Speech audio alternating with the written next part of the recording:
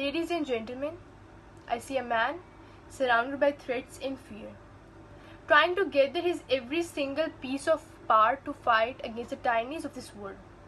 He wanted to give his blood because he knows that there is no more way to bring peace.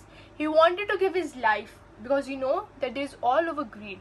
But then, when he raised his voice, the tyrants disgraced, degrade and condemn him.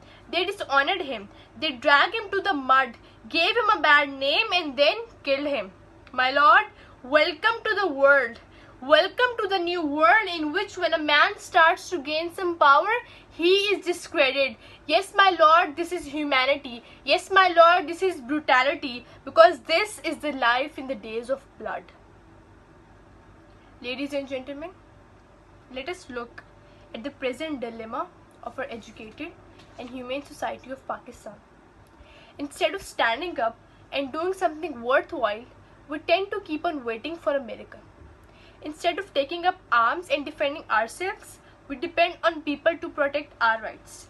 Instead of believing in ourselves, we have faith in our destinies. So why burden our able bodies? Instead of designing our own fate and becoming the architect, we leave everything to our fates. I welcome you all to the Islamic Republic of Pakistan, constructed over the sacrifice of the sisters who lost their brothers, the mothers whose sons would never come back, and of those children who became orphaned. Ladies and gentlemen, this is life in the days of blood. We all are quiet.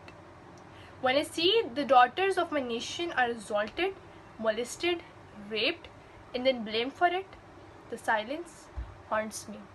When mothers watch their children starve to death in their own arms, while the monarchs feast on our blood, the silence haunts me. The biggest criminals are the biggest powers, and the fate of my nation rests on one court case. The silence haunts me. My lord, the silence is getting louder every second because we let it. Because why bother? The daughters who got raped weren't